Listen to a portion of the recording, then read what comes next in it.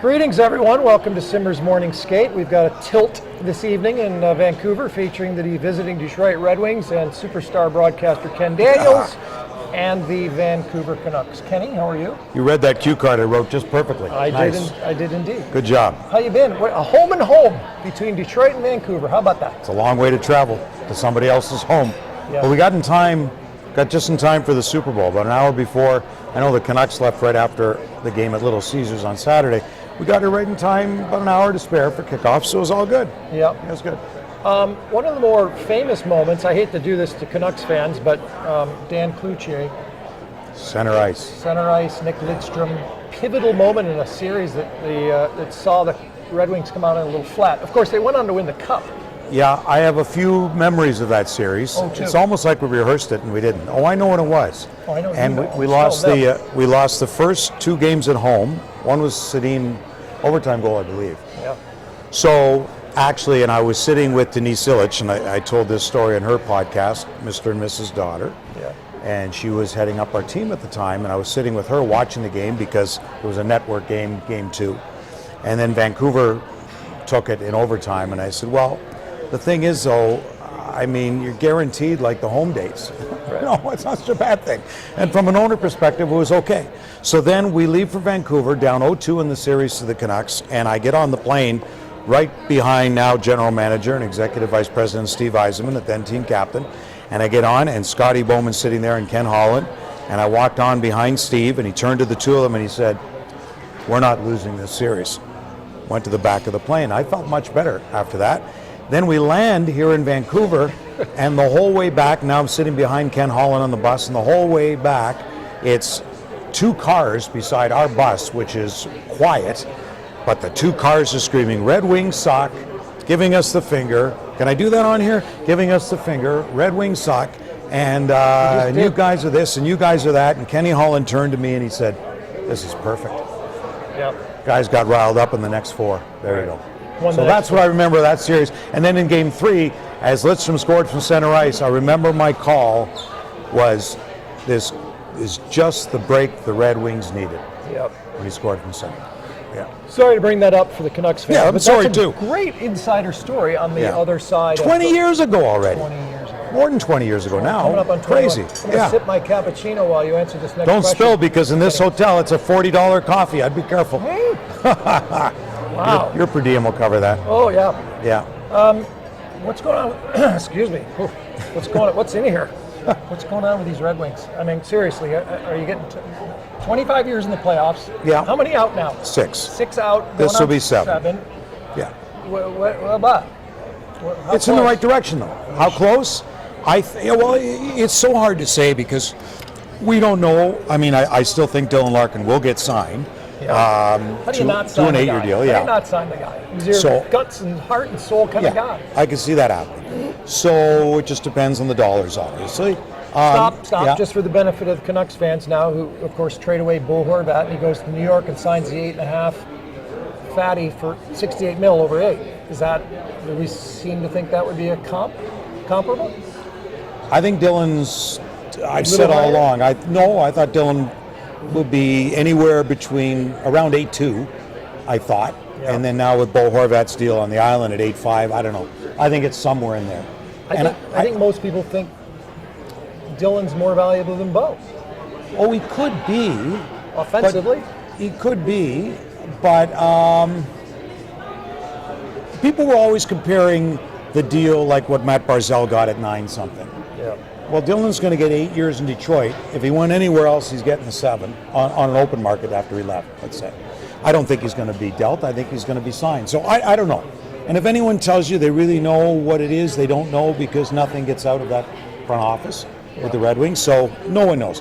My gut tells me it'll be somewhere low 8s for 8 years. I don't know. As for Tyler Bertuzzi, I don't know. So when you ask me where the Red Wings are going to be, because Tyler's also UFA, it depends what happens by the March 3rd trade deadline. It depends what happens over the summertime. I think what Steve did this past summer by signing Andrew Kopp and Ben Chirot and David Perron and Dominic Kubalik was to give it depth, to insulate for injuries. Now you got Robbie Fabry back.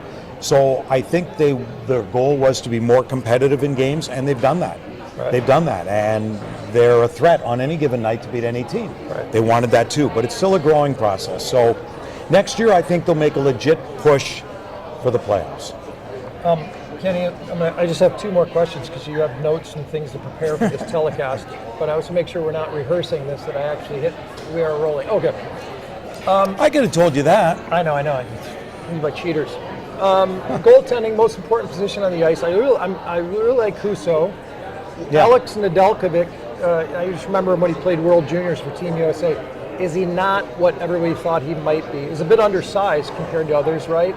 Yeah. So is that going to be? Is this a area in development? Yeah, well, he's unrestricted, and he's in Grand Rapids, and he passed through waivers, but they thought he would because at $3 million, you figure he would. Yeah. He's been playing better in Grand Rapids, and their goaltending really struggled in Grand Rapids. Right. I think they need Sebastian Cossa, who was their 15th overall pick draft a couple ago, Yeah. to at least be the goaltender in Grand Rapids next year. He's been back and forth between Toledo and Grand Rapids, so he's a big goalie. I think they're counting on him and counting that pick's going to work. So I think Nedeljkovic, UFA, will probably be elsewhere and pass through waivers. So I don't know. Ville Husso has now recently been where he was earlier in the season. He's stringing those expected goals, goals saved above expected, and he's doing that now, and I think he's finding his game. But he's on pace now to play 58, 59 games. That's a lot. He played 42 for his most, and right there. So, but you like him? You like him? Oh, Ville Husso, when he's on his game, he's been great, and I think he's feeling comfortable. Yeah, I think I like him, and a couple of more years signed, so they don't have a problem there, and they'll probably find someone to replace Nedeljkovic next year, and then wait till Sebastian Cossa a year or two away still. So it could be Cossa and Husso at the end of the day, maybe. Maybe 2 to 3 years from now, but boy, you know how this league, Rob, changes? Yeah. Who knows? That's why you say, where's this team going to be? I don't know, from trade deadline to summer to free agency. I really don't know, and that's the fun part of it. You just trust the process. They'll get there. All right, it's tough to beat a team twice, back-to-back, home and home, regardless of who you are. Just ask the Toronto Maple Leafs, Columbus Blue Jackets. So, good luck tonight, right?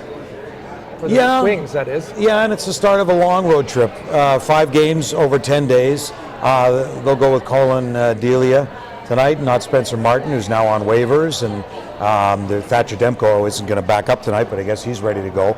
And interesting that teams are calling on Thatcher Demko, but I'm always thinking, if you're Vancouver, why would you give up on him? Doesn't make any sense. It doesn't seem to. So hopefully he finds his game for Canuck fans. I really like Rick Tocchet, and I hope he succeeds. And who knows what they're going to do with Besser, but Elias Pettersson, Quinn Hughes, a nice foundation to have.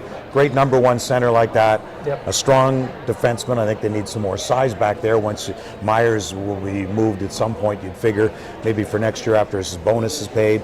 But I think they have a foundation. They're in a rebuild just like Detroit is. All right. Real quick, I've seen Kenny Holland a few times in the last 6 months. I run into him, spent some time at the rinks, various rinks. I still haven't given him crap about Philip Zadina taking one pick ahead. And you of Quinn expect Hughes. me to? I know. I brought this up to you last time I saw you. I don't even know if that time. I'm sorry. I know it's hindsight's 2020, but but even at that, they needed a D-man, bud. They definitely. I can't say they didn't. Bouchard was there. I mean, you go through a list of guys. Bouchard and Dobson. And I think honestly, our scouts there was, if I remember correctly, and I can't remember who Kenny liked and who our scouts liked, etc. But Dobson and Bouchard were well into the mix, and I'm not so sure if Hughes in that group wasn't maybe the third in there. But you can't really go wrong with any of them. They're all right there in their backyard. They're all pretty good. University of Michigan. You know what the problem is? You see them right there in your backyard. You also see the flaws, and you see that Torrey Krug was in our backyard too at Michigan State, and could have been had by anybody. You think he was too small? I think that probably at the time they were looking at Quinn Hughes, even at the time then, and they wanted to get bigger on the back end, and maybe that's why they're looking at Bouchard and Dobson. But I really blame Montreal for taking Kotkaniemi third, because then Zadina wouldn't have fallen. But they like Zadina's skills. It was Quebec League. You always wonder out of the Quebec League, outside of Crosby, and some others, are scoring totals inflated coming out of that league. You're so prejudiced.